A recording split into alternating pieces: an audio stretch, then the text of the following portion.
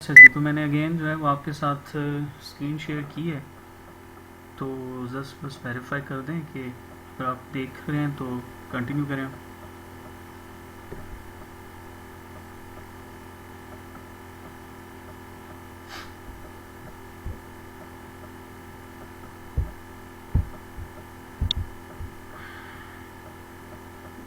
Okay जी, चलें। तो हमने बात की है कि इंस्टेंसेस क्या होते हैं। तो प्रीवियसली मैंने आपको ये बताया कि इंस्टेंस वेरिएबल्स क्या होते हैं। इंस्टेंस वेरिएबल्स ऐसे वेरिएबल्स होंगे जो क्या होंगे, क्लास का पार्ट होंगे, जिनको हम क्या करेंगे, क्लास की बॉडी के अंदर लिखेंगे। और इन वेरिएबल्स को हम इंस्टेंस वेरिएबल्स इसलिए कहते हैं बिकॉज ये जो वेरिएबल्स हैं ये डिपेंड करते हैं किसके ऊपर, ऑब्जेक्ट के ऊपर, यानी इंस्टेंस के ऊपर।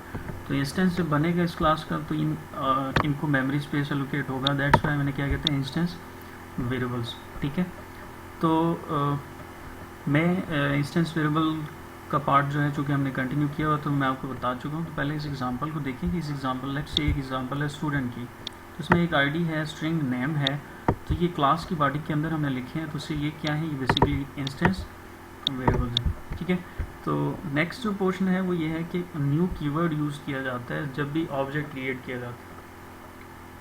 यानी जावा में अगर आपने किसी क्लास का ऑब्जेक्ट क्रिएट करना है तो उसे जब भी हमने क्रिएट करवाना है, यानी ऑब्जेक्ट अगर हमने मेमोरी स्पेस उसको एलोकेट करवानी है तो हम क्या करेंगे, उसके लिए न्यू कीवर्ड यूज़ करते हैं। ठीक, अब न्यू का जो कीवर्ड है वो डायनामिक मेमोरी एलोकेशन के लिए यूज़ होता है। अब क्वेश्चन ये है कि डायनामिक मेमोरी एलोकेशन क्या होती है, तो उसके लिए आपको स्टैटिक एलोकेशन ऑफ मेमोरी के बारे में पता होना चाहिए। तो स्टैटिक का मतलब ये है कि जो मेमोरी स्पेस है या जो बाइंडिंग होती है मेमोरी की वो फिक्स होती है। स्टैटिक मीन्स कि जो मेमोरी स्पेस मिलता है वो एग्जीक्यूशन ऑफ प्रोग्राम से पहले पहले मेमोरी स्पेस जो है वो क्या हो जाता है, एलोकेट हो जाता है। ठीक है, फॉर एग्जांपल जैसे पहले हमने जितना भी कोड किया, जो कि हम प्रोग्रामिंग फंडामेंटल के कोर्स में हम पढ़ा करते थे, और हम जितना भी कोड लिखते थे वो जो कोड है वो बेसिकली लाइक मैंने लिखा इंट मैन, और मैन में मैंने लिखा इंट वेरिएबल एक्स, एक वेरिएबल वाई है, फिर मैंने लिखा सी इन एक्स, फिर मैंने लिखा सी आउट इंटर वैल्यू या वट एवर जो भी मैसेज है। तो पर्पज़ ये है कि जितने भी वेरिएबल्स हम डिक्लेयर कर रहे हैं ये क्या है, ये स्टैटिक हैं। स्टैटिक का मतलब ये है कि प्रोग्राम की एग्जीक्यूशन से पहले पहले इन वेरिएबल्स को मेमोरी स्पेस मिल जाती है। ठीक हो गया। स्टैटिक वेरिएबल्स ऐसे वेरिएबल्स होते हैं जिनको क्या मिलता है, memory space execution of program से पहले पहले, यानी प्रोग्राम अभी स्टार्ट नहीं हुआ लेकिन उसकी मेमोरी की रिक्वायरमेंट सारी की सारी फुलफिल हो जाती हैं, और वो थ्रू आउट द प्रोग्राम जो है वो बाइंडिंग जो मेमोरी स्पेस के साथ हो चुकी होती है वो चेंज नहीं होती। लेकिन डायनामिक में ये होता है कि रन टाइम के ऊपर आप जो है वो क्या कर सकते हैं, मेमोरी की डिमांड कर सकते हैं, और आपको रन टाइम पे जो है वो उसके लिए रिक्वायरमेंट जो भी रिक्वायर्ड मेमोरी होगी वो आपको प्रोवाइड की जाएगी। सो न्यू का कीवर्ड जो है वो यूज़ होता है डायनामिक मेमोरी एलोकेशन के लिए। ठीक हो गया। तो उसका मतलब ये है कि न्यू कीवर्ड हम यूज़ करेंगे जब जब हम क्या करेंगे, ऑब्जेक्ट क्रिएट करेंगे। तो यहाँ देखिए ज़रा, ये एक एग्जांपल है, आप बाकी छोड़ दें क्लास को, सिर्फ इस लाइन को देखें। यह हमने ये कहा कि स्टूडेंट ओबियसली डेटा टाइप है, क्लास का नाम है, S1 क्या है, उसका एक वेरिएबल होता है। जैसे आप इंट एक्स इंट वाई लिखते हैं तो ये क्या है, वेरिएबल है। अच्छा जी, मैं डायनामिक का दोबारा बता देता हूँ, मैं डायनामिक ही अभी बता रहा हूँ, ज़रा सुन लें इसको गौर से आप। तो मैं ये कह रहा हूँ कि डायनामिक मेमोरी एलोकेशन का जो कॉन्सेप्ट है वो कॉन्सेप्ट ये है कि आप जब भी आपको मेमोरी चाहिए, यानी प्रोग्राम आपका एग्जीक्यूट कर रहा है और आपको किसी पॉइंट में किसी लाइन नंबर, फॉर एग्जांपल आप लाइन नंबर 6 पे हैं और आप कहते हैं मुझे मेमोरी चाहिए, तो कितनी मेमोरी चाहिए आप उसे बताएंगे तो उतनी मेमोरी आपको मिल जाएगी। ये डायनामिक मेमोरी एलोकेशन का कॉन्सेप्ट है कि रन टाइम के ऊपर ड्यूरिंग एग्जीक्यूशन ऑफ प्रोग्राम आप जो है वो मेमोरी की डिमांड कर सकते हैं। अच्छा, तो मैं ये बता रहा था कि पहले जो है वो हम लिखा करते थे सिंपली, अगर आपने स्टूडेंट क्लास का एक ऑब्जेक्ट या वेरिएबल बनाना है तो हम यहाँ तक लिखते थे स्टूडेंट S1, इसको हम ऑब्जेक्ट कहते थे। ठीक है, लेकिन अब ये जो स्टूडेंट S1 है मैं इसको ऑब्जेक्ट नहीं कहूँगा, ये बेसिकली क्या है, एक इंस्टेंस वेरिएबल है। ये क्या है, ये एक सॉरी इंस्टेंस वेरिएबल ना कहें, आप इसे रेफरेंस वेरिएबल कहें। ये क्या है, एक रेफरेंस वेरिएबल, यानी सिंपली आप ये सुन लें कि ये पॉइंटर की तरह काम करेगा, और इसमें क्या आएगा, मेमोरी का कोई रेफरेंस आएगा। तो न्यू का जो कीवर्ड है ये कंपाइलर को ये बताएगा कि मुझे मेमोरी रिक्वायर्ड है, स्टूडेंट उसे ये बताएगा कि कितनी मेमोरी रिक्वायर्ड है। यानी अगर आपने फॉर एग्जांपल पहले हम लिखते थे ना इंट एज, ठीक है, इंट एज, तो वो स्टैटिक थी, यानी वो फिक्स थी। लेकिन अब अगर आपने एक इंटीजर वेरिएबल यूज़र से इनपुट करवाना है तो आप लिखेंगे int for example x is equal to new. मैं यहाँ पे आप लोगों के साथ अगर जो है वो एक नोटपैड की फ़ाइल शेयर कर सकूँ तो यहाँ नोटपैड की फ़ाइल में मैं शेयर कर लेता हूँ आप लोगों के साथ, ज़रा देखिएगा। यहाँ देखिए, पहले हम क्या लिखते थे, इंट वेरिएबल x, और ये वेरिएबल जो है वो x जो है वो क्रिएट हो जाता है। और इसे मैं क्या कह रहा हूँ कि ये स्टैटिक है। मैं ज़रा इसका साइज बढ़ा देता हूँ ताकि आप इजीली देख सकें। इंट x ये स्टैटिक था, लेकिन अगर आपने यही चीज़ करनी है डायनामिक के लिए, तो डायनामिक के लिए आप क्या लिखेंगे, इंट फॉर एग्जांपल यहाँ पे अब जो है वो कोई रेफरेंस वेरिएबल आ जाएगा, मेमोरी रेफरेंस वेरिएबल होगा, और उसको मैं कह रहा हूँ reference is equal to new, ठीक है।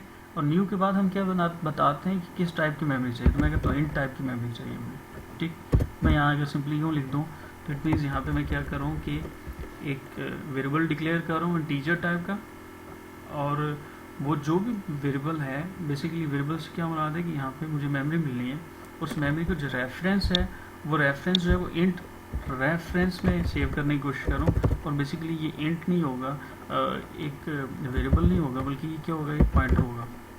तो C++ में ये चीज़ आपको, ये डायनामिक मेमोरी एलोकेशन है, ये स्टैटिक है। दोनों में फ़र्क ये है कि इस केस में जो मेमोरी स्पेस है कितने बाइट की, 4 बाइट की मेमोरी स्पेस है, ये बिफोर एग्जीक्यूशन ऑफ प्रोग्राम जो है फुलफिल हो जाएगी।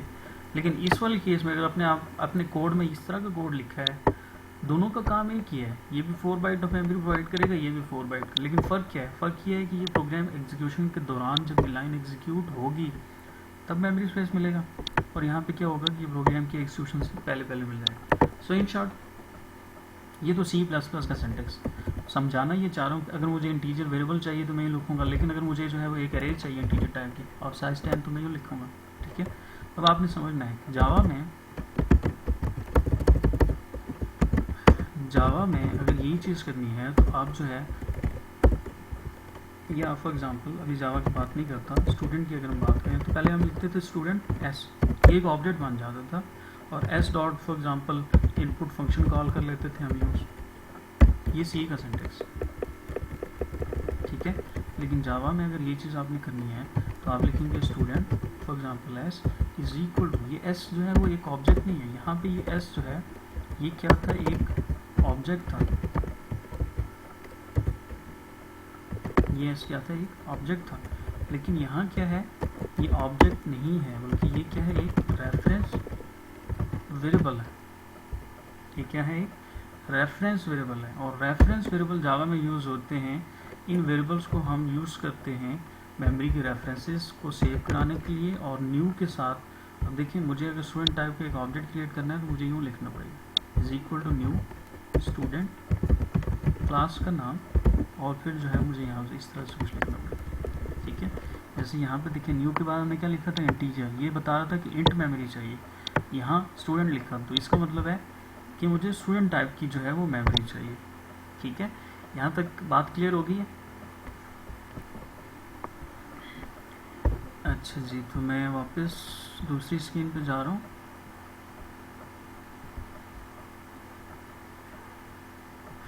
तो हम इस स्क्रीन के ऊपर थे, तो ये स्क्रीन जो है हमने क्या कहा, हम डिस्कस कर रहे थे न्यू कीवर्ड को। तो जब भी हम क्या करेंगे, जावा में किसी भी क्लास का ऑब्जेक्ट बनाएंगे तो हमने लिखा student S1 is not an object, और S1 को हम क्या करें कि ये एक रेफरेंस वेरिएबल है।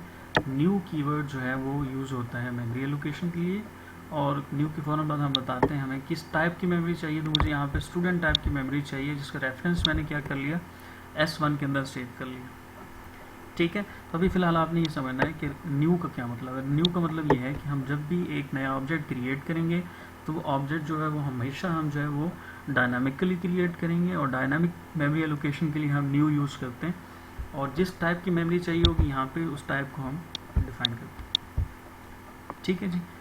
यहाँ तक क्लियर हो गया।